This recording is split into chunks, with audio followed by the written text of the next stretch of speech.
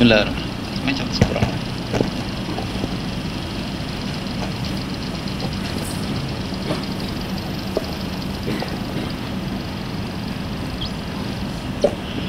Halo, Bismillahirrahmanirrahim.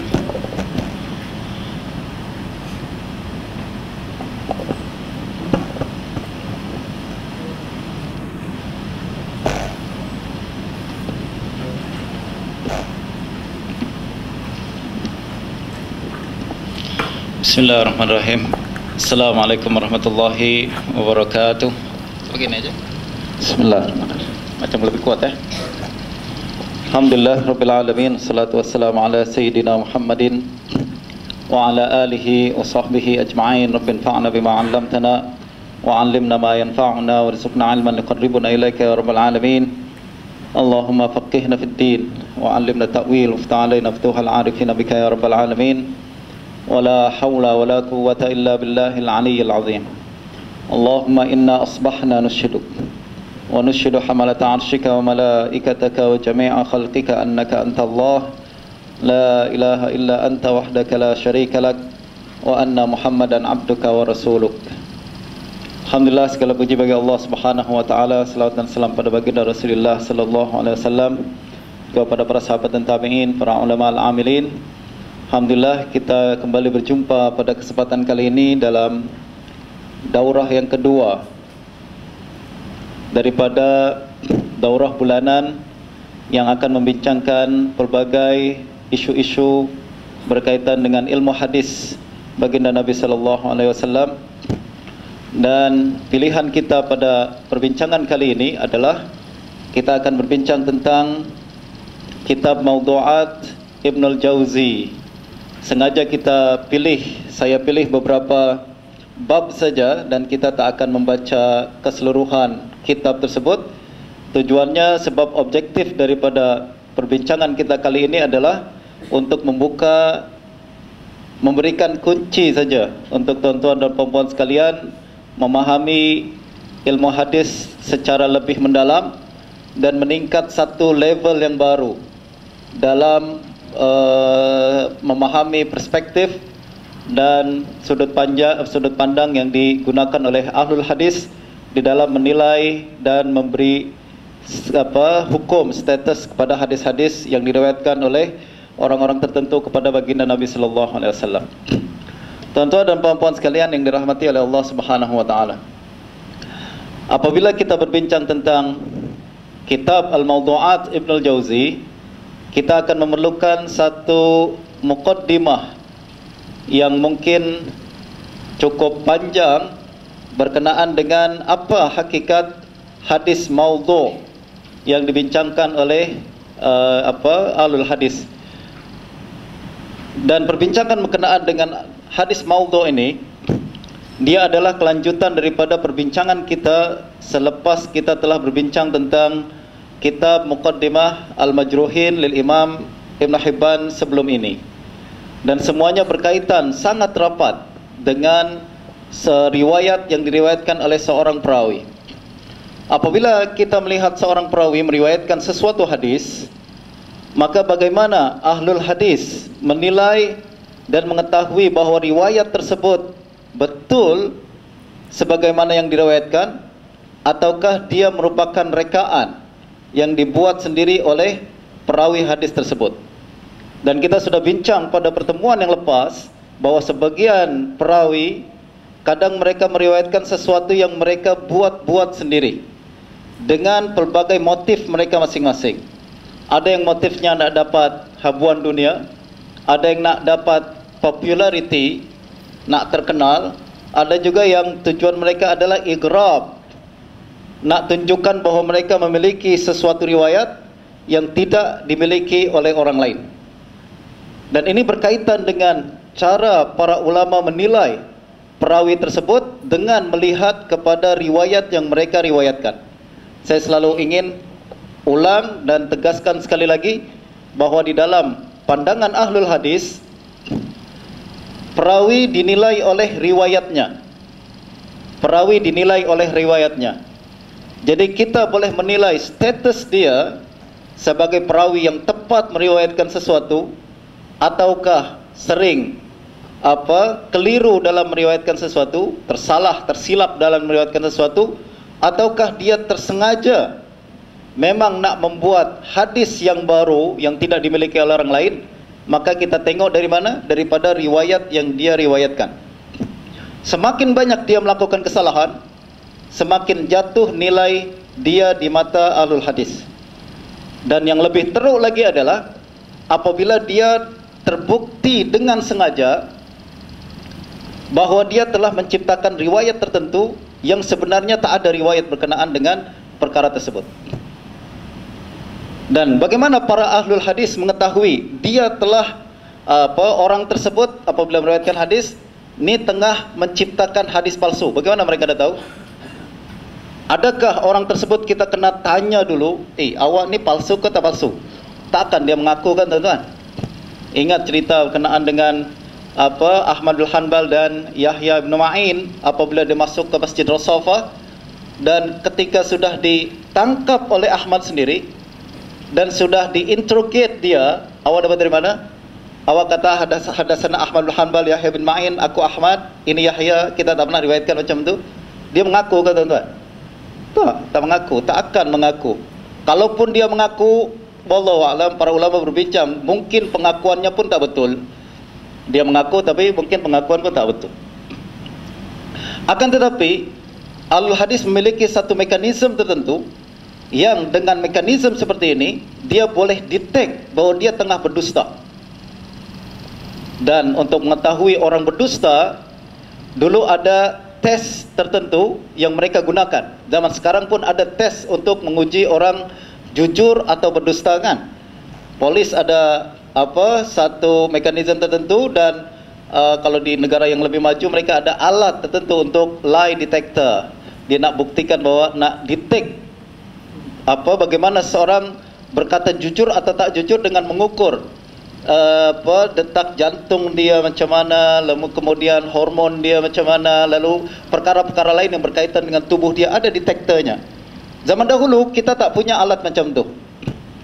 Tapi ahlul hadis dia punya satu mekanisme untuk mendetek kesalahan seseorang atau bahkan mendetek kesengajaan seseorang untuk memalsu hadis. Dan cara yang mereka gunakan disebut sebagai al-i'tibar. Al-i'tibar adalah satu mekanisme untuk verifikasi riwayat dengan cara cross check.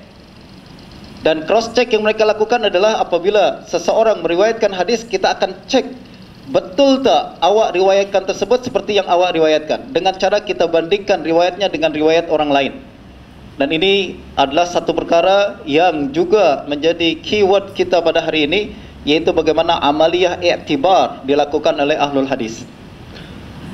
Apabila seorang perawi meriwayatkan hadis, dia tak akan terus direct kepada Nabi sallallahu alaihi wasallam. Terutama apabila berlaku pada zaman sebab pemalsuan hadis berlaku selepas baginda Nabi meninggal dan selepas para sahabat meninggal. Maknanya mereka tak akan berkata saya dengar Nabi cakap macam ni, tak. Akan tapi mereka akan berkata saya dengar hadis ini daripada Zuhri, Zuhri daripada Anas, Anas daripada Nabi sallallahu alaihi wasallam. Hadisnya macam ni. Ahli hadis akan cross check. Awak kata riwayatkan daripada Zuhri kan? Ya. Zuhri punya murid berapa puluh ribu orang. Tak mungkin riwayat daripada Zuhri. Kalau betul Zuhri riwayatkan, tak mungkin cuma satu orang yang dengar, berpuluh ribu riwayat murid-murid yang lain, terutama yang besar-besar senior murid Zuhri, tak mungkin mereka tak tahu, mustahil. Dan dalam al-hadis pun mereka sudah ada dua perkara yang kita mengetahui, kita mesti ketahui ketika al-hadis melihat tokoh-tokoh hadis tertentu, terutama yang menjadi key person dalam hadis, mereka akan kumpulkan semua hadisnya. Mereka akan kumpulkan semua hadisnya. Dan antara yang mereka kumpulkan semua hadisnya adalah orang macam Zuhri. Semua hadis Zuhri sudah dikumpulkan dalam satu file sendiri. Lalu hadis Abd Sulaiman ibn Mahran al-A'mash dalam satu file sendiri. Lalu hadis murid-murid Zuhri yang senior macam Malik ibn Anas, mereka sudah kumpulkan sendiri. Lalu Auza'i kumpulkan sendiri, Lais ibn Sa'ad kumpulkan semua. Justru kalau ada seorang membuat story baru, meriwayatkan sesuatu daripada orang yang terkenal macam ni, mereka sangat mudah mendetek bahawa dia palsu atau tak palsu. Simple. Awak riwayatkan dari siapa? Daripada Zuhri. Tinggal buka file. Kalau kita buka file lah. Kalau Al-Hadis dia sudah hafal semua. Semua hadis-hadis Zuhri, macam kita menghafal surah Al-Fatihah semua. Lalu ketika orang menambah satu hadis yang tak terdapat dalam hadis Zuhri, dia akan katakan awak berdusta. Ini hadis laisa lahu asl min hadis Zuhri. Tak ada asal daripada hadis Zuhri. Awak kata dari siapa? Saya dengar daripada Malik. Malik murid ratusan orang lah. Kalau tak kita sebut sebagai ribuan orang. Awak katakan meriwayatkan daripada Malik. Jom kita cek mana murid Malik yang lain yang meriwayatkan hadis ini macam yang awak riwayatkan. Kalau ternyata ada yang riwayatkan macam riwayat tersebut, kita akan katakan betul Malik telah meriwayatkan perkara ini.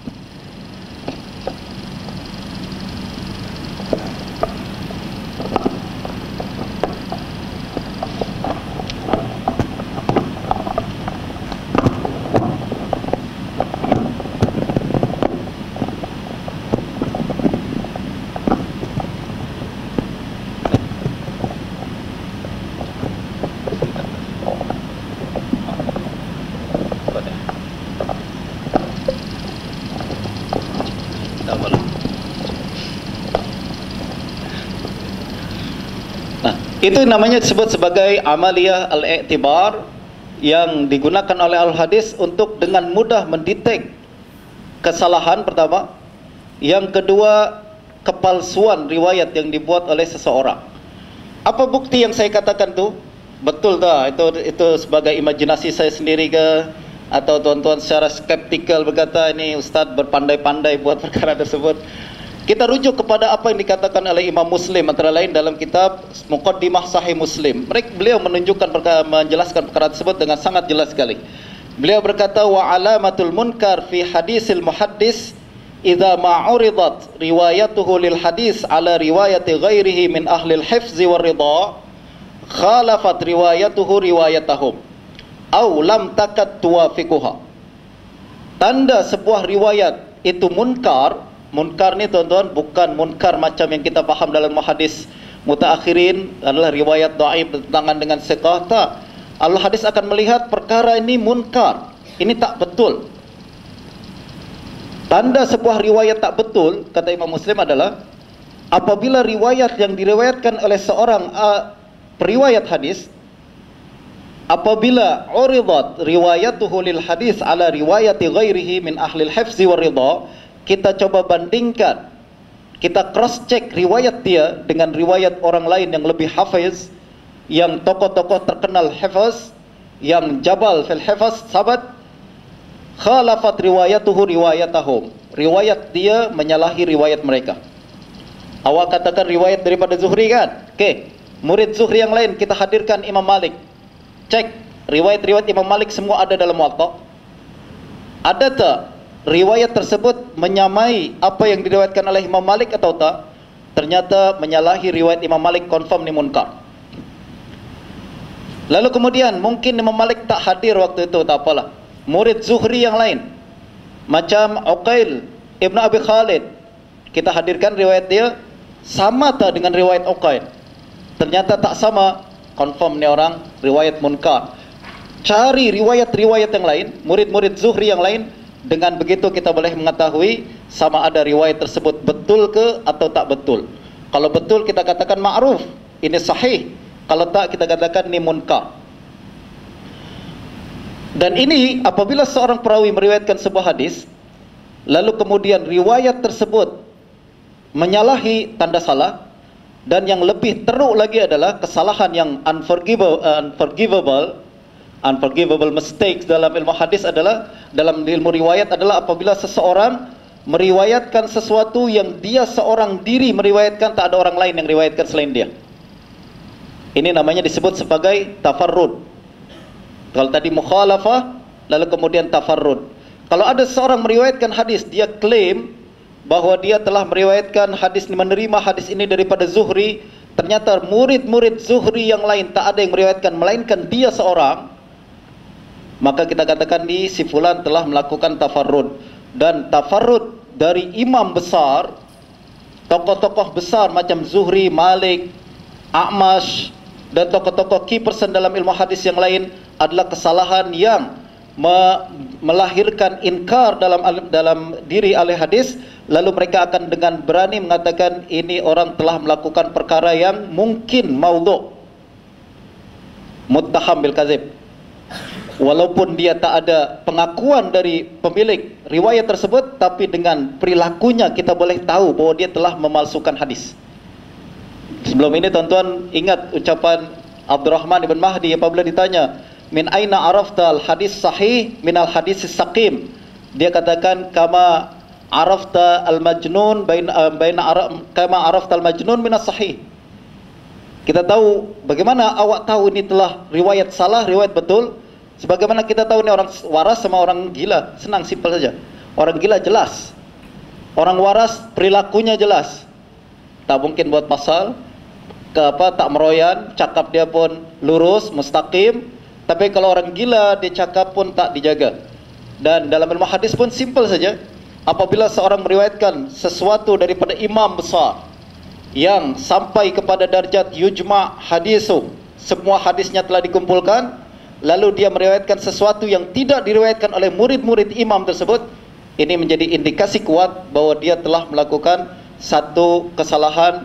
Dan kalau sengaja, maknanya dia telah melakukan telah menciptakan hadis palsu berkenaan dengan imam tersebut.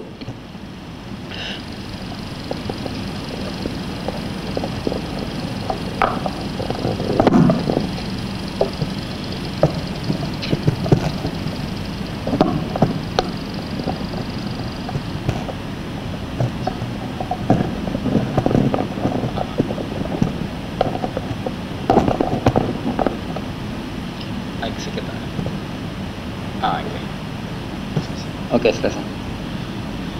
Ini tak perlu. Kata Imam Muslim lagi, fa amma man tarahu ya'midu li misli Zuhri fi jalalatihi. Dengar tak? Suara dia okey? Okey. Fa amma man tarahu ya'midu li misli Zuhri fi jalalatihi wa kasrati ashabihi al-huffaz al-mutqinin li hadisihi wa hadisi ghairihi wa li misli Hisham ibn Urwah. Tak kuatnya Ustaz. Tak apalah Ustaz.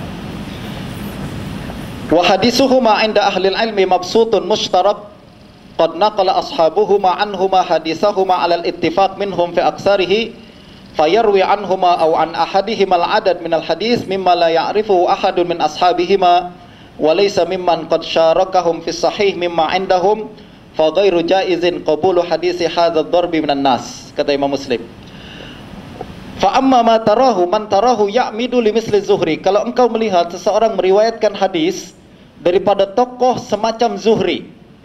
Jadi Imam Muslim bincang tentang tokoh-tokoh apa yang besar-besar dalam hadis. Dan nanti insyaAllah tuan-tuan kita ada masa kita boleh baca kitab Ilal Ibnul Madini. Ilal Ibnul Madini, beliau akan menjelaskan dalam bagian pertama kitab tu siapa tokoh-tokoh utama dalam ilmu hadis, dalam ilmu rijal. Dan yang paling penting, yang paling besar antara lain adalah Zuhri. Lalu kemudian Imam Muslim sebutkan Hisham ibn Urwah yang muridnya banyak, ramai, hadis-hadisnya pun sudah dikumpulkan. Lalu kita boleh sebut juga Sulaiman al-A'mash, kita sebut juga Abu Ishaq as-Sabi'i, kita sebut juga Muhammad ibn Sirin misalkan.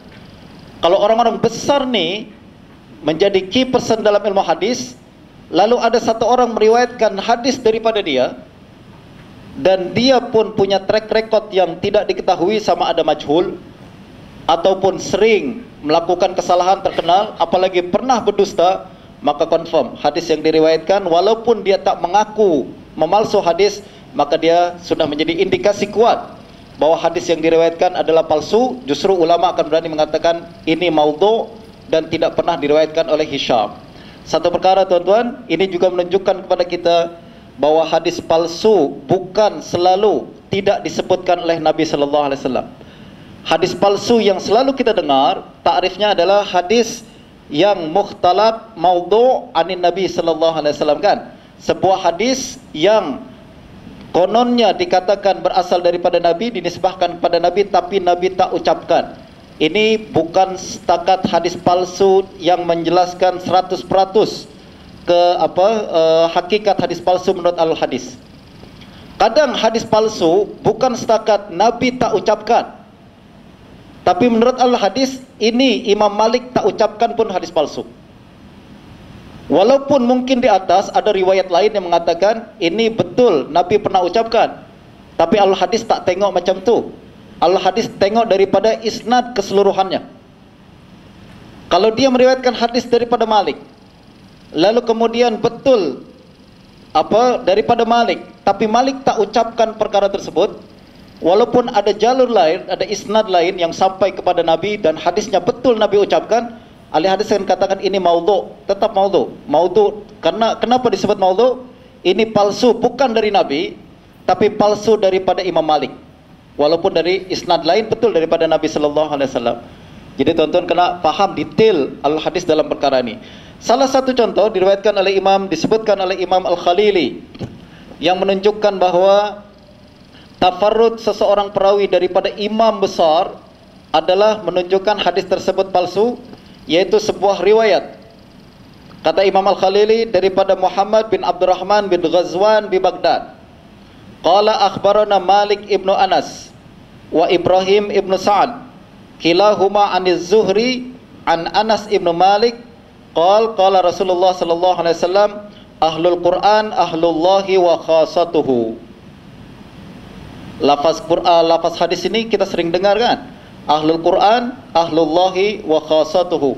Ahlul Quran adalah keluarga Allah dan orang-orang paling dekat dengan Allah Subhanahu wa taala. Hadis ini diriwayatkan oleh Muhammad bin Abdurrahman bin Ghazwan, dan Muhammad bin Abdurrahman mengatakan haddatsana Malik. Saya telah diberitahu oleh Imam Malik. Malik dari siapa? Daripada Zuhri. Zuhri dari Anas ibnu Malik. Anas mengatakan daripada baginda Nabi sallallahu alaihi wasallam. Tapi apa kata Imam Al-Khalili? Hadza munkarun bihadzal isnad. Hadis ini munkar dengan isnad seperti ini. Dalam tempat yang lain, Al-Khalili mengatakan hadza munkarun maudhu' min hadisi Malik wa hadisi Zuhri. Ini adalah maudhu'. Maudhu' bukan maudhu' dinisbahkan kepada Nabi, akan tapi ini maudhu' karena dinisbahkan kepada Malik dan maudhu' dinisbahkan kepada Zuhri. Lam yarwihi ghairu Ibnu Ghazwan. Kata Al-Khalili, tak ada yang meriwayatkan hadis ini daripada Malik melainkan Ibnu Ghazwan. Dan ini menjadi satu kesalahan besar. Kenapa? Sebab murid Imam Malik sangat ramai. Mana Imam Syafi'i, mana Al-Qa'nabi, mana Qutaibah Ibn Sa'id Al-Baghlani, mana murid-murid Imam Malik yang lain, Ibn Abi Uwais, mana Yahya bin Yahya An-Naisaburi. Mereka kibar ashab Malik, tak meriwayatkan hadis ini daripada Malik. Tapi tiba-tiba datang orang tak dikenal bernama Muhammad bin Abdurrahman bin Ghazwan, lalu mengatakan, saya dengar Malik cakap macam ni. Confirm awak berdusta lah. Awak mereka-reka hadis yang tak pernah disebutkan oleh Imam Malik. Lalu kata Al-Khalili, wa huwa dha'if. Muhammad bin Abdurrahman bin Ghazwan dha'if. Kalau kita zaman sekarang, perbincangan dalam hadis zaman sekarang, ini dha'if saja perawi, hadisnya tak mungkin maudhu'. Kalau kazab, hadis maudhu'. Kalau apa lagi? Kalau muttaham bil kazib, hadis maudhu'. Kalau perawi ini wallah, hadis maudhu'. Ini kata Al-Khalili, perawi dhaif, akan tapi dia berkata munkar maudhu' hadisnya. Sebab kita menilai perawi dan menilai riwayat dengan perawinya. That's why keluar perbincangan macam tadi. Ini tak palsu, ini cuma dhaif saja. Sebab perawinya dhaif, bukan matruk. Perawinya bukan kazab. Justru ini tak boleh disebut sebagai palsu. Tapi Al-Hadis tak tengok macam tu. Al-Hadis bukan menilai riwayat dengan perawinya, tapi dia menilai perawi dengan riwayatnya. Dan riwayat ni menjadi sangat jelas di kalangan Al-Hadis bahawa orang tersebut tengah mencipta riwayat daripada Malik yang Malik tak pernah ceritakan. yang Malik tak pernah sebutkan. Kesalahan ini cukup untuk menunjukkan bahwa dia telah melakukan pemalsuan hadis. Paham ke tak paham tuan-tuan? Mungkin karena terhalang sini atau karena ada jerebu mungkin tak paham.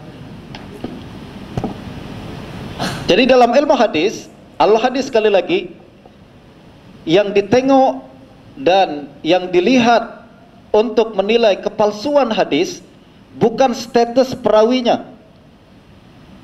Status perawi boleh bertingkat-tingkat.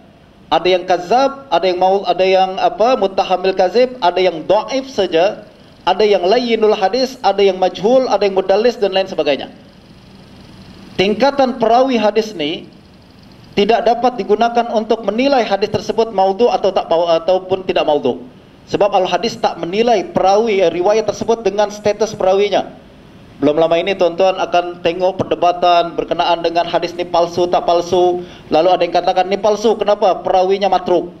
Ini palsu karena perawinya sebagian orang mengatakan dia kazab. Lalu kumpulan lain akan katakan tak. Dia tak palsu, hadis ni tak palsu. Kenapa? Memang sebagian katakan dia kazab, tapi sebagian lagi katakan dia dhaif saja. Dia sebagian lagi katakan lain saja. Lain maknanya lebih tinggi lah. Hadisnya tak boleh kita nilai sebagai maudhu. Ini sekali lagi adalah perbincangan yang tidak kena pada tempatnya. Sebab al-hadis tak bincang hadis macam tu. Al-hadis akan tengok kepada indikasi atau disebut sebagai qarinah atau sikap daripada riwayat tertentu, yang dengan sikap tu mereka sudah boleh ada perasaan, ada zon ghalib di kalangan al-hadis bahwa ini confirm telah memalsukan hadis. Buktinya apa? Tengok, dia meriwayatkan satu hadis daripada Imam Malik. Dalam hadis ni kita dah carilah semua riwayat daripada Imam Malik, tak ada yang sebutkan hadis ni kecuali dia seorang. Dan orang tersebut majhul pun boleh meriwayatkan hadis palsu. Kenapa? Kita tak tahu latar belakang dia. Mungkin dia kazab, mungkin tak dia kazab. Lalu dia meriwayatkan hadis sesuatu yang munkar, yang tak mungkin, yang tak terdapat dalam hadis Malik, dia katakan berasal daripada Imam Malik. Justru walaupun dia statusnya majhul saja, boleh jadi dia telah meriwayatkan hadis palsu. Nanti kita akan tengok tuan-tuan contoh-contoh, ini secara muqaddimah saja, contoh-contoh daripada ucapan Imam Ibnul Jauzi dalam kitab Maudhu'at. Sekali lagi, masukkan dalam minda kita bahwa perbincangan tentang hadis maudhu adalah berkenaan dengan qarinah, indikasi yang dinilai oleh al-hadis dalam kes-kes riwayat tertentu. Dengan itu mereka boleh melihat bahwa ini fulan telah memalsukan hadis. Buktinya berlaku mukhalafah, buktinya berlaku tafarrud. Siapapun orang tersebut yang meriwayatkan, boleh jadi seorang siqah tersalah, lalu dia meriwayatkan hadis palsu. Boleh jadi dhaif biasa, tapi dia nampak tengah melakukan kesalahan yang serius, hadisnya palsu. Jadi palsu ini adalah hadis yang betul-betul kesalahan sangat serius di kalangan al-hadis apabila berlaku riwayat munkar dengan berlakunya tafarrud, mukhalafah dan lain sebagainya. Apa kata Al-Khalili lagi? Lam yarwihi ghairu Ibnu Ghazwan wa huwa dhaif. Lahu mislu hadza wa ghairuhu. Dia sering meriwayatkan hadis yang macam ni. Sering tafarrud meriwayatkan sesuatu daripada imam-imam besar, kesalahan besar. Wa innamal hadis yu'rafu min hadisi Abdullah ibn Budail an Anas. Kata Imam Khalili, hadis ni maudhu daripada Imam Malik sebab hadis ni ma'rufnya, yang dikenal di kalangan alul hadis, yang terdapat di dalam file-file alul hadis, hadis dengan lafaz ni ahlullah, ahlul Quran, ahlullah wa khasatuhu adalah bukan riwayat Malik, tapi riwayat Abdullah ibnu Budail an Anas ibnu Malik, bukan Zuhri. Maknanya riwayat tersebut ada jalan yang lain, isnad yang lain. Betul, ada jalan isnad yang lain. Ini bukan maudhu ala Rasulillah, tapi maudhu ala Malik, pun dikira maudhu. Tuan-tuan jelas tuan-tuan? Sebab detail al-hadis berbincang tentang kandungan al-hadis. Apabila seorang seperti Muhammad bin Abdurrahman bin Ghazwan meriwayatkan hadis yang seperti ini daripada Malik, ternyata ada lagi kita kaji, lalu ada orang lain, perawi lain yang juga meriwayatkan perkara tersebut daripada Imam Malik. yaitu perawi bernama Muhammad ibnu Bazir. Meriwayatkan juga daripada Imam Malik, macam Muhammad bin Ghazwan, dia katakan haddatsana Malik aniz Zuhri an Anas an Nabi sallallahu alaihi wasallam ahlul Quran ahlullahi wa khassatuhu. Dalam kes seperti ini kita nak kata apa? Maknanya ini mutabaah. Maknanya ini sokongan daripada Muhammad ibnu Bazir untuk Muhammad bin Abdurrahman bin Ghazwan. Adakah sokongan ini membuat hadis tersebut naik? Ini tak palsu. Ini cuma ada syahid, yaitu riwayat daripada Ibnu Budail, ada juga mutabaah dari Muhammad ibnu Bazir. Ini pandangan mutakhirin macam kita. Akan tapi al-hadis akan tengok ini bukan mutabaah. Muhammad ibnu Bazir mencuri daripada Muhammad bin Abdurrahman bin Ghazwan. Sariqatul hadis. Ini bukan sokongan membuktikan bahwa Imam Malik benar meriwayatkan perkara tersebut, tak. Akan tapi Muhammad ibnu Bazir mencuri daripada Muhammad bin Abdurrahman bin Ghazwan hadis yang sama, lalu juga dia nak tumpang popular istilahnya. Sebab orang yang apabila meriwayatkan hadis daripada Imam Malik yang tak dimiliki oleh orang lain, confirm dia terkenal. Aku punya barang antik yang tak dimiliki orang lain. Sebab kan semakin kita berbeza dengan orang lain, semakin kita naik nama kan. Itulah ramai orang yang nak instant popularity dengan cara membuat hadis-hadis yang gharib, membuat hadis-hadis yang tak dimiliki oleh orang lain. Tadi Muhammad ibnu Ghazwan kena hantam daripada al-hadis.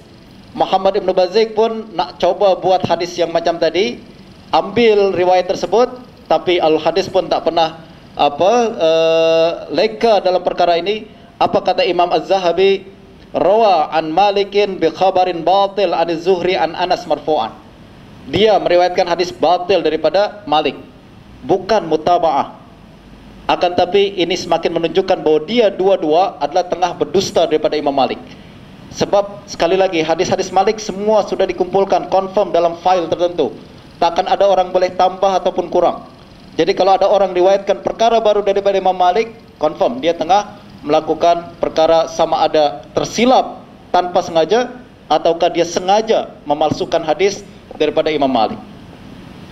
Ada sebuah kisah daripada Imam Khalili, diceritakan daripada dia berkata, sami'tu Ahmad bin Abdurrahman Asy-Syirazi Al-Hafiz yaqul sa'altu Abdullah ibn Adi Al-Jurjani Al-Hafiz.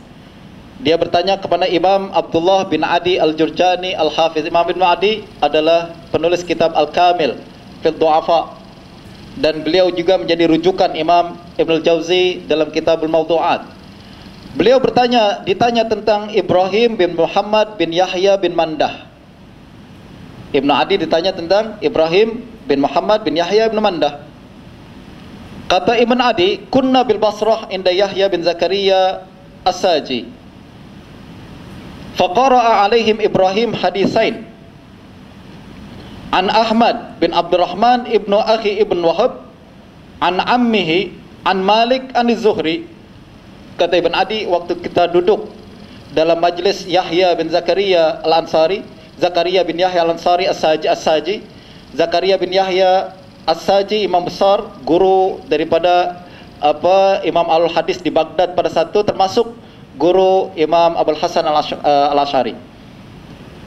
Apabila kami tengah duduk di majlis Zakaria bin Yahya As-Saji, Ibrahim tadi ini meriwayatkan dua hadis daripada Ahmad bin Abdurrahman ibnu Akhi ibnu Wahab an ammihi, yaitu Abdullah ibnu Wahab, an Malik an Zuhri, fa asghaitu ilaih. Kata Ibn Adi, saya dengarkan dua hadis tu.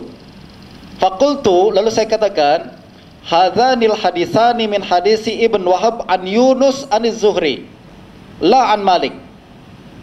Dia sudah tahu ketika Ibrahim meriwayatkan dua hadis, dia katakan Ibnu Akhi Ibn Wahab daripada Ibn Wahab daripada Malik daripada Zuhri. Kata Ibn Adi, ini bukan hadis Abdullah ibn Wahab daripada Malik, tapi ini hadis Abdullah ibn Wahab daripada Yunus daripada Zuhri. Beda sikit saja antara Ibn Wahab an Malik an Zuhri atau Ibn Wahab an Yunus an Zuhri. Sebab hadis ini ma'ruf daripada Yunus, dia katakan daripada Malik.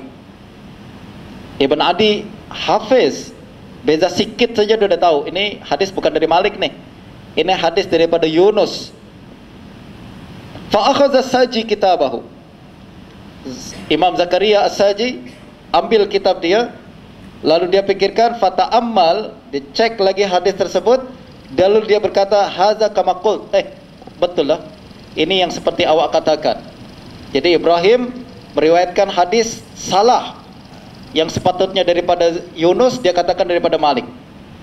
Wa qala li Ibrahim, Yahya Zakaria Saji marah kepada Ibrahim, lalu dia berkata, mimman akhadta hadza, awak riwayatkan hadis ini dari siapa?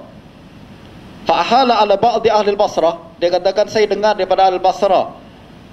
Faqala Saji alayya bi sahibi syurtah hatta usawwida wajah hadza, panggil polis, saya nak polis tangkap dia orang ni. Jadi meriwayatkan hadis salah sebut ya, tuan-tuan. Yang sepatutnya daripada Yunus, dia sebut daripada Malik. Marah besar saja, sebab ini riwayat tak dikenal, ini gharib. Dan gharib menunjukkan indikasi kuat bahwa hadis tersebut sengaja dipalsukan. Faqallamuhu wa tashaffa'u hatta afa anhu summa mazzaqal kitab.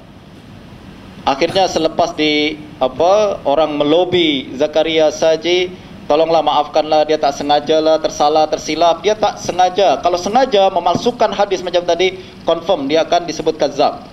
Kata Imam Al-Khalili, innama arada Ibrahim fi hadzal ifti'al an yugriba ala ghairihi. Ibrahim sebenarnya nak buat macam ni untuk membuat hadis gharib. Orang lain semua punya dari Yunus, saya punya daripada Malik. Nak mengistigrab, nak igrab, lalu dia menciptakan hadis riwayat sanad yang baru yang tidak dimiliki orang lain, maka itu pun disebut sebagai hadis maudhu dan palsu. Jadi tuan-tuan, hadis palsu ni sangat-sangat detail pandangan para ulama, tidak semudah yang kita sering bincang selama ni. Katakan ini hadis palsu sebab Nabi tak cakap, ini hadis palsu sebab kandungannya bertentangan dengan ayat Al-Quran, kandungannya bertentangan dengan hadis, itu tak penting. Yang lebih penting adalah indikasi yang dilihat oleh al-hadis adalah apabila seorang meriwayatkan sesuatu yang munkar, sesuatu yang menyalahi perkara yang biasa dikenal oleh para ulama, dan menciptakan isnad yang tak pernah dikenal oleh para ulama. Sekarang kita akan masuk berkenaan dengan Ibnul Jauzi. Boleh paham ke tak paham tadi cara al-hadis nih? Macam saya penat sangat cakap nih. Boleh ya? Jerebu, jangan sampai membuat jerebu dalam hati kita, tuan-tuan. Berkenaan dengan kitab Maudhu'at Ibnul Jauzi, kitab ini adalah sebenarnya kitab yang ditulis oleh Imam Ibnul Jauzi untuk memudahkan kita mengenal hadis palsu. Dalam konteks pada zaman tersebut, ahlul hadis, orang-orang yang mengetahui ilmu hadis sangat-sangat minim sekali. Beliau berkata dalam muqaddimah Maudhu'at, summa ghaira anna hadzal nasl qad qalla fi hadzal zaman. Alul hadis yang pakar dalam hadis pada zaman ini makin sedikit. Fasara a'azza min anqa'il maghrib. Orang yang tahu ilmu hadis pada zaman ini lebih susah ditemui berbanding anqa al-maghrib. Anqa maghrib adalah satu hayawan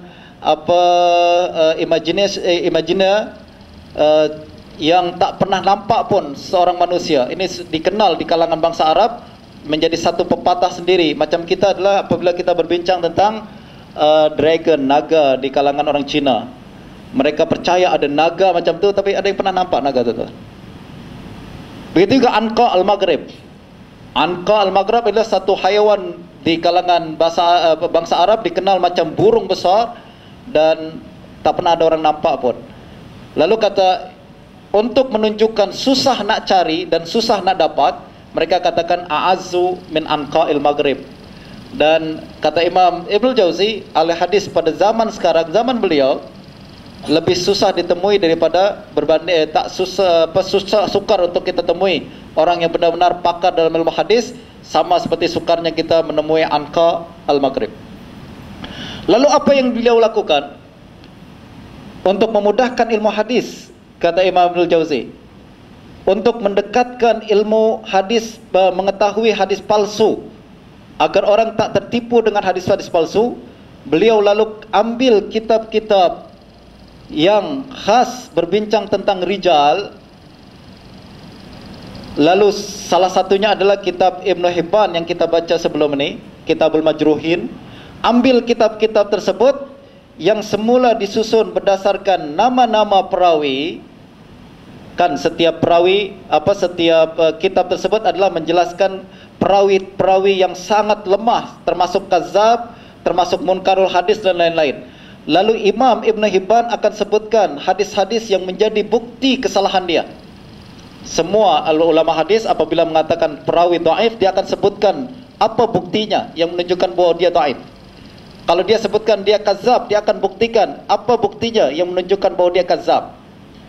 Macam Ibnu Adi menulis kitab Al-Kamil, tengok tuan-tuan, dia akan sebutkan perawi tersebut, dia akan katakan perawi kazab, perawi muttaham bil kazib. Lalu antara hadis-hadis yang dia riwayatkan disebutkan hadis dengan sanadnya. Lalu dia katakan hadis ini munkar, hadis ini maudhu', hadis ini la aslalahu, untuk menunjukkan dan menjadi bukti bahwa hadis inilah yang membuat saya menilai dia kazab. Paham tuan-tuan? Begitu juga datang Ibn Hibban menulis kitab Majruhin, dia akan sebut Aban Ibnu Abi Ayyash, la yahillul ihtijaju bihi. Lalu antara hadis yang diriwayatkan adalah, sebutkan hadis-hadis yang diriwayatkan, lengkap dengan isnad, lengkap dengan matannya. Begitu juga datang imam lain macam Al-Azdi, lalu juga Imam Al-Uqaili dalam kitab Du'afa Al-Kabir Uqaili, sebutkan perawi, disebutkan hadis-hadis yang menunjukkan kesalahan perawi tersebut. Apa yang dilakukan oleh Ibnu Jauzi adalah susunan tersebut dirubah. Siapa nak pergi ke kitab rijal? Orang tak faham zaman sekarang nak pergi kitab rijal. Kalau kita tak baca kitab Majruhin bulan lepas, tak ada orang baca kitab Majruhin kan? Maknanya dia nak dekatkan hadis ni untuk mengetahui hadis maudhu. Diambil hadis-hadis yang dalam kitab rijal tersebut, dirubah susunannya mengikut kitab-kitab fiqh, mengikut tajuk-tajuk dalam kitabut tauhid, dalam kitabul taharah, dalam kitabus salah, dalam kitabun nikah, kitabun nafaqat, sampai kitab-kitab yang lain. Jadi susunannya yang dirubah. Akan tetapi hadis-hadis tersebut diambil dari mana? Kitab-kitab tersebut. Ini yang kemudian disedari oleh Imam As-Suyuti dalam Al-La'ali Al-Mawdu'ah, Al-La'ali Al-Masnu'ah fil Ahadits Al-Mawdu'ah. Dia katakan sumber rujukan Ibnu Jauzi adalah pertama Tarikh Baghdad Imam Khatib Al-Baghdadi, kitab rijal. Betul tak? Tarikh Baghdad adalah rijal, berbincang tentang perawi-perawi hadis yang pernah ada di Baghdad dan pernah masuk ke Baghdad. Lalu di akhir terjemah perawi tersebut dia akan sebutkan hadis-hadis yang dia riwayatkan. Tuan-tuan ambil kaedah simple saja. Hadis-hadis yang terdapat dalam kitab rijal kebanyakannya adalah hadis gharib, hadis munkar, sebagian besarnya pun maudhu'. Kenapa dia riwayatkan macam tu? Kenapa ulama hadis yang meriwayatkan menulis kitab-kitab rijal kebanyakan memilih hadis-hadis yang maudhu' seperti ini? Sebab terjemah perawi, di akhir terjemah dia akan riwayatkan hadis yang diriwayatkan oleh perawi tersebut. Lalu hadis-hadis yang dia pilih adalah hadis-hadis yang memiliki sifat-sifat tertentu, antara lain adalah yang gharib, yang orang lain tak punya, nak tunjukkan kelebihan dirinya kan. Hadis-hadis yang ulu, hadis-hadis yang ada ziyadah, hadis-hadis yang syuzuz. Sebab kalau sahih semua orang dah punya, saya nak tunjukkan yang orang lain tak punya, dan kebanyakan orang lain tak punya adalah hadis-hadis yang seperti itu. Justru Tarikh Baghdad pertama adalah rujukan Imam Ibnu Jauzi. Diambil kitab Tarikh Baghdad, ada perawi-perawi tertentu disebutkan di situ, lalu di akhir terjemah perawi ada hadis yang dia sebutkan, matannya tentang apa, diletakkan dalam bab apa. Kalau matannya berkenaan dengan taharah, masukkan dalam taharah. Matannya berkenaan dengan kitabun nikah, masukkan dalam kitab nikah. Lalu rujukan berikutnya adalah kitab Tarikh Nisabur Imam Hakim Naisaburi. Kitab ni saya tak jumpa, tapi ringkasan talkhis Tarikh Nisabur sudah matbu' sekarang. Lalu rujukan Imam Ibnu Jauzi yang ketiga adalah kitab Al-Kamil Du'afa Ibnu Adi. lalu juga kitab Du'afa lil Uqaili, lalu Majruhin Ibn Hibban, lalu kitab Du'afa Abul Fathah Al-Azdi, lalu juga kitab Afrad Daruqutni. Afrad Daruqutni apa? Adalah kitab yang khas ditulis oleh Imam Daruqutni untuk hadis-hadis yang fard, yang tadi kita sebut tafarrud tu tuan-tuan. Fulan telah tafarrud dengan hadis ni, fulan telah tafarrud daripada Malik, tafarrud bi fulan an Zuhri, tafarrud bi fulan an Anas Ibn Malik. Semuanya dikumpulkan oleh Imam Daruqutni dalam kitab tersendiri namanya Kitabul Afrad, Gharaib wal Afrad. Dan semua hadis di situ sebagian besarnya adalah nak menunjukkan hadis-hadis yang tersalah perawi. Sebab nama pun Afrad, kita tadi katakan farad atau tafarrud adalah salah satu indikasi perawi tengah melakukan hadis palsu kan. Jadi kitab ni telah dikumpulkan oleh Daruqutni dalam kitab Gharaib wal Afrad. Kitab ni pun tak dijumpai pada saat ini, akan tetapi susunan hadis kitab ni kemudian disusun, diringkas kembali oleh Imam Ibnul Qaisarani Al-Hafiz menjadi bertajuk Atraf Al-Gharaib wal Afrad lil Imam Daruqutni. Sekarang boleh di-download di mana-mana, di Waqfiyah dan lain-lain boleh dapatkan kitab tersebut. Lalu yang berikutnya rujukan Ibnul Jauzi adalah kitab Hilyatul Awliya. Sekali lagi kitab rijal. Jadi simple saja Ibnul Jauzi buat. Kitab yang semula berada dalam susunan kitab rijal, yang semula memang ulama jelaskan, riwayatkan hadis tersebut untuk menunjukkan kesalahan perawi, atau hadis tersebut memang syuzuz, hadis tersebut berlaku kesalahan di dalamnya. Ibnul Jauzi tinggal rubah susunannya saja menjadi kitab-kitab berdasarkan bab-bab tertentu. Jelas kata jelas anda? Jelas ya? Apabila merubah pandangan, merubah susunan tersebut, apa konsekuensi dia? Apa natijahnya yang berlaku? Natijahnya adalah kita sudah melupakan cara ulama alul hadis dalam menilai kepalsuan hadis. Sebab Ibnul Jauzi akan letak bab kitabun nikah, bab misalkan bab larangan membayar mahar dengan harga tinggi misal. Lalu dia sebutkan perawinya semua kepada Nabi sallallahu alaihi wasallam, lalu lafaz hadis tersebut seperti apa, lalu di akhir dia akan katakan hadis ini maudhu, di dalam isnadnya ada si fulan, dan si fulan kata Ibnu Ma'in kazab, kata Ali bin Madini kazab, kata Bukhari munkarul hadis, macam gitu kan. Ini seolah-olah menunjukkan kepada kita bahwa hadis dinilai karena perawinya. Terbalik ketika kita merujuk kepada kitab-kitab asal, kita melihat perawi dinilai oleh hadisnya. Akhirnya itulah yang berlaku di kalangan mutaakhirin belakangan ini semua. Semua yang bincang tentang hadis maudhu, dia akan katakan hadis ini maudhu karena di dalam isnadnya ada si fulan, dia kazab. Karena dalam isnadnya ada si fulan, dia muttaham bil kazib. Hadis ini kata ulama terdahulu maudhu, tapi karena mereka telah perawinya tafarrud dalam meriwayatkan hadis tertentu daripada imam besar macam Malik bin Anas, tapi perawi tersebut tak sampai kepada darjat matruk, dia hanya dhaif saja macam Muhammad bin Ghazwan tadi. Lalu ulama mutaakhirin akan riwayatkan hadis ini kata si fulan maudhu, tapi tak, dia sebenarnya tak maudhu, dia dhaif saja sebab perawinya dhaif. Nampak jelas tuan-tuan perubahan perspektif, pergeseran cara pemikiran ulama terdahulu dengan ulama sekarang karena tertib susunan kitab saja dirubah. Justru apa yang kita lakukan pada saat ini adalah kita akan membaca 2 bab saja daripada kitab Maudhu'at Ibnul Jauzi, dan saya nak tunjukkan kepada tuan-tuan bagaimana cara kita menilai hadis-hadis tersebut dengan cara merujuk kepada kitab-kitab asal yang diambil oleh Imam Ibnul Jauzi. Imam Ibnul Jauzi tak salah. Dia nak mentakrib hadis maudhu kepada ahli hadis atau pelajar-pelajar pada zaman dia. Tak apalah, bagus. Tapi kita yang tersalah faham, yang kemudian membahas hadis maudhu seperti seolah-olah itulah hadis cara menilai hadis palsu, padahal tak seperti itu cara al-hadis menilai hadis palsu tersebut. Bahkan Ibnul Jauzi mengingatkan kita di depan dalam muqaddimah Maudhu'at ini, beliau katakan kadang hadis palsu Bukan hanya diriwayatkan oleh seorang kazab saja, kadang seluruh isnad semuanya siqah, akan tetapi hadisnya palsu.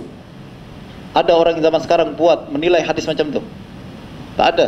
Semua perawi siqah, tapi hadis kemudian dinilai palsu.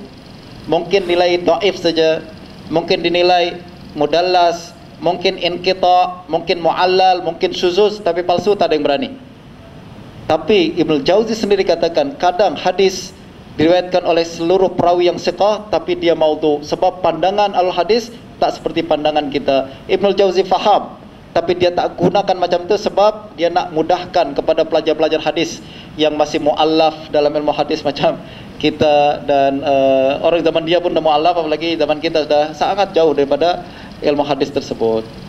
Itulah tuan-tuan muqaddimah berkenaan dengan maudhu'at Ibnu Jauzi. Mudah-mudahan secara am kita boleh dapat gambaran, dan kita akan coba masuk secara detail apabila membaca kitab-kitab hadis-hadis yang disebutkan oleh Imam Ibnu Jauzi. Kita masuk ke dalam kitabun nikah. Sekarang pukul berapa? 10. Kita rehat pukul berapa, Saleh? Biasa pukul?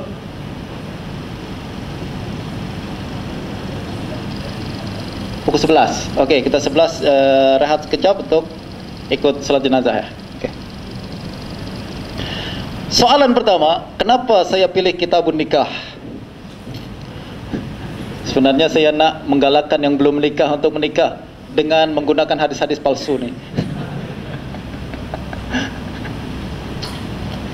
Okey, saja tuan-tuan, kitabun nikah adalah mengandungi hadis-hadis yang menurut saya kita sering dengar.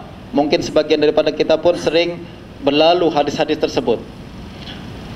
Dan apa yang saya pilih dua kitab ni sekali lagi cuma sebagai contoh saja. Bagaimana sepatutnya kita melihat melihat dan berbincang tentang hadis palsu mengikut perspektif ahlul hadis, terutama al-hadis mutaqaddimin yang sebelum Ibnul Jauzi menulis kitab maudhu'at ini. Sebelum Ibnul Jauzi merubah susunan kitab maudhu'at menjadi kitab-kitab fiqh dan abwab fiqh seperti ini, kita kembali lagi kepada rujukan asal beliau. Kitabun nikah. Dah dapat semua ya? Babul khauf min fitnatin nisa. Qala akhbarana Muhammad ibn Abdul Malik ibn Khairun. Qala anba'ana Ismail ibn Mas'adah. Qala anba'ana Hamzah ibn Yusuf. Hamzah bukan Syekh Hamzah Yusuf, teman-teman. Dia Hamzah ibn Yusuf adalah Imam Hamzah ibn Yusuf As-Sahmi. Beliau menulis salah satu kitabnya antara lain adalah kitab Tarikh Jurjan. Beliau murid cemerlang Imam Ibn Adi, penulis kitab Al-Kamil Fit Tarikh. That's why dia meriwayatkan dari mana? Qala anba'ana Ibnu Adi. Dari sini kita sudah boleh tahu rujukan kitab ini dari mana? Al-Kamil Ibn Adi. Tuan-tuan ada masa pergi ke buka kitab Al-Kamil Ibn Adi, cari hadis ni. Zaman sekarang simple saja. Bahas dalam Asy-Syamilah, keluar hadis ni. Kalau tak dapat dengan bahas, nak cari kembali ke kitab Ibn Adi, kita jangan cari kitab apa ni? Kitab nikah ya, cari Ibn Adi tak akan dapat kitab nikah. Tapi kita tengok daripada rijal yang dibincangkan oleh Ibn Adi. Siapa rijal tersebut nanti kita akan sebutkan. Apa kata Ibn Adi? Qala haddatsana Ya'qub ibnu Yusuf ibnu Asim. Qala haddatsana Muhammad ibnu Imran. Qala haddatsana Isa ibnu Ziyad ad-Dawraqi. Qala haddatsana Abdurrahim ibnu Zaid al-Ammi an abihi an Sa'id ibnu al-Musayyab an Umar ibn Khattab radhiyallahu anhu annahu qala Rasulullah sallallahu alaihi wasallam laulan nisa la'ubidallahu haqqan haqqa. Kalau bukan karena perempuan, laki-laki semua jadi ahli ibadah semua, tuan-tuan. Palsu lah. Hadza hadisun la asla lahu. Kata Imam Ibnu Jauzi, ini hadis tak ada asalnya. Apa makna tak ada asal? Makna tak ada asal adalah hadis ni kalau kita nak cari sebenarnya dalam isnad mana kita tak jumpa. Sekali lagi kita sudah ada file-file di kalangan al-hadis kan? File daripada hadis Sa'id al-Musayyab, file daripada hadis Malik, file daripada mana? Cari dari semua file tu tak jumpa, namanya tak ada asal. Tak ada asal. Dan tak ada asal maknanya confirm hadis ini ciptaan. Sebab dalam semua file tak ada. Hadha hadisun la asla lahu wa fihi Abdurrahim ibn Zaid al-Ammi. Qala Yahya laysa bi syai' huwa wa abuhu. Wa qala marratan Abdurrahim kazzabun khabis. Wa qala An-Nasa'i matrukul hadis. Wa qala Ibn Adi huwa hadisun munkar la a'rifuhu illa min hadhihi at-tariq. Wa kullu ahadits Abdurrahim la yutabi'uhu as-siqatu 'alaihim. Wa qala Ibn Hibban la yajuzu al-ihtijaju bi Zaid. Wa qala al-Bukhari Muhammad ibn Imran munkarul hadis yatakallamuna fi. Apa yang kita pahami di sini?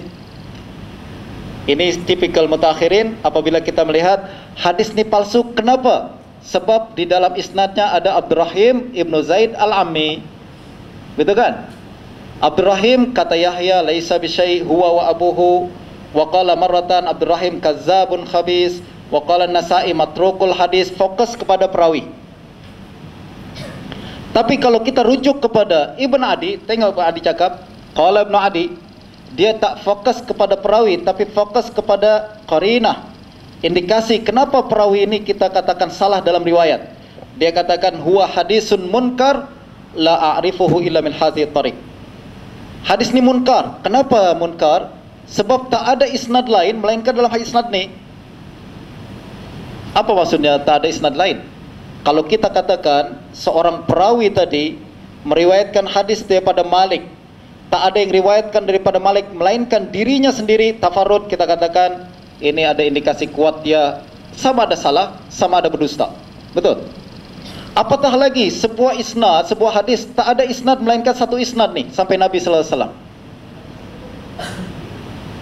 Isnad ni saja daripada Abdurrahim Ibn Zaid al-Ammi an abihi an Sa'id ibn Musayyab an Umar ibn Khattab. Murid-murid Sa'id ibn Musayyab yang lain tak ada yang riwayatkan. Murid-murid Umar ibn Khattab yang lain tak ada yang riwayatkan. Cuma isnad ni saja. Ini menunjukkan confirm bahawa dia telah melakukan sesuatu yang gharib dan dia telah melakukan sesuatu yang munkar, dan nampak betul daripada track record Abdurrahim ibn Zaid, dia suka meriwayatkan hadis yang macam ni. That's why dia dilemahkan oleh para ulama, bahkan disebut kazzab oleh Ibn Ma'in. Ibn Ma'in tahu dia kazzab walaupun dia tak mengaku kazzab. Sebab you buat perkara yang nampak macam orang kazzab buat. Faham tak? Jadi ini kemudian apabila kita meriwayatkan hadis, hadis palsu dinilai oleh hadis adalah karena qarinahnya, karena sikap yang dia lakukan, bukan karena perawinya si fulan dia kazzab. Ini hadis yang pertama.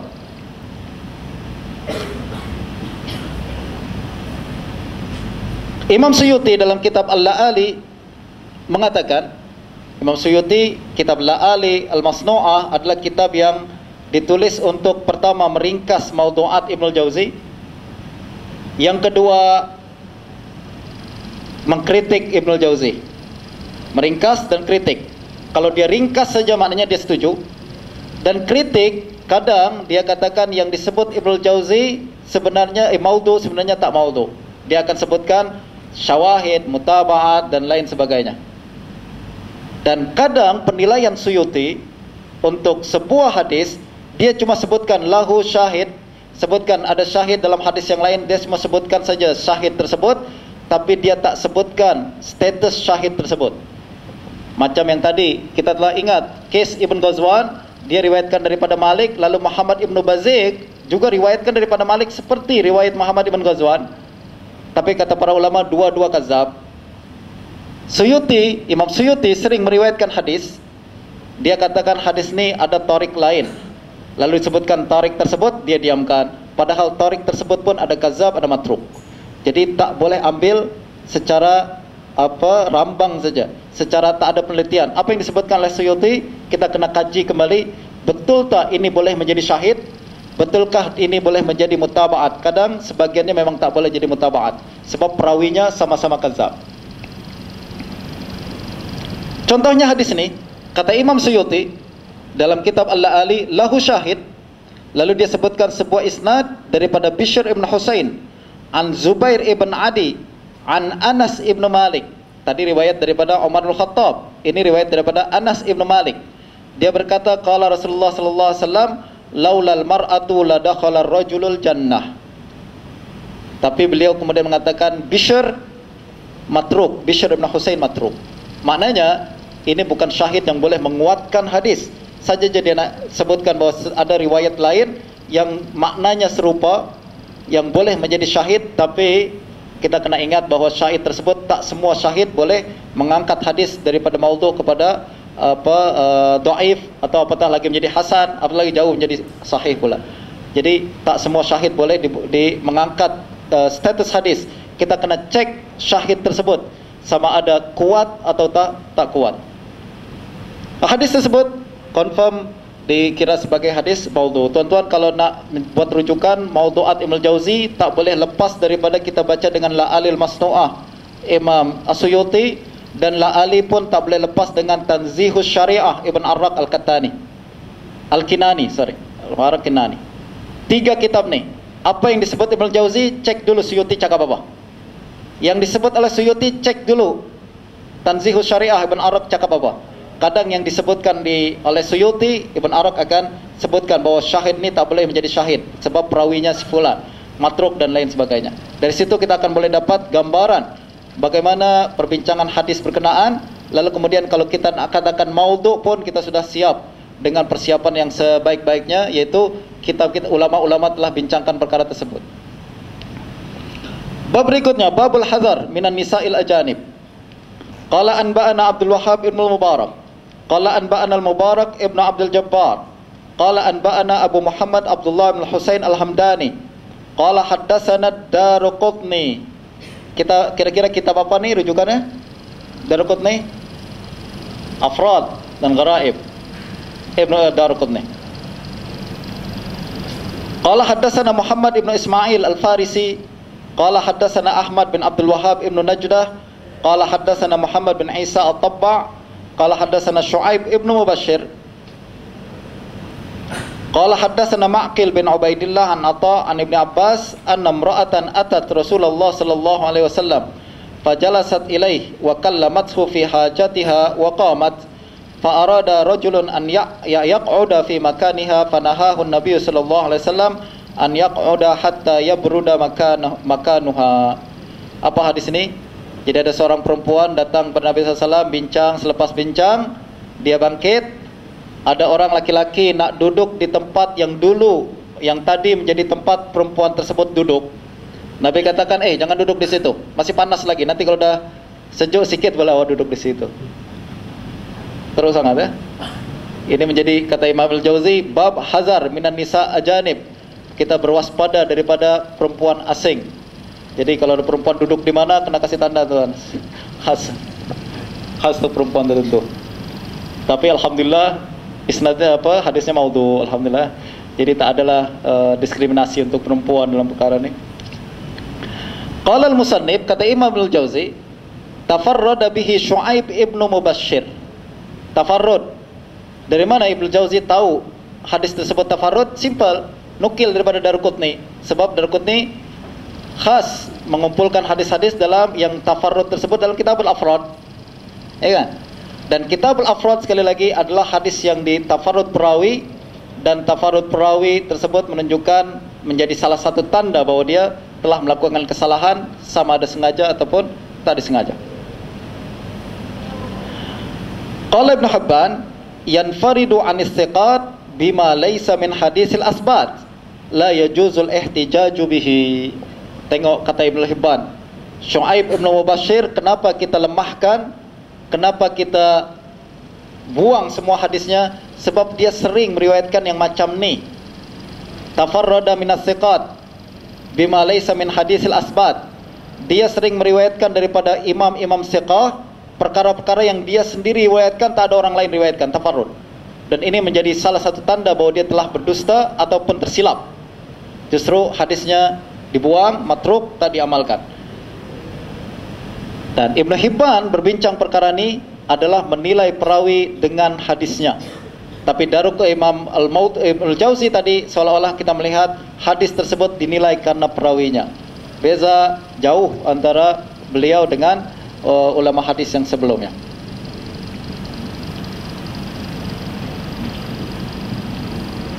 Akan tetapi kalau kita rujuk kitab Asy-Syaukani dalam kitab Fawaidul Majmu'ah Al-Hadis Al-Mawdu'ah, Asy-Syaukani menulis kitab ini kebanyakan ambil daripada Imam Suyuti. Kalau kita punya kitab Suyuti cukuplah. Syaukani kita ringkasan saja nak hafal tak apa. Apa kata Asy-Syaukani?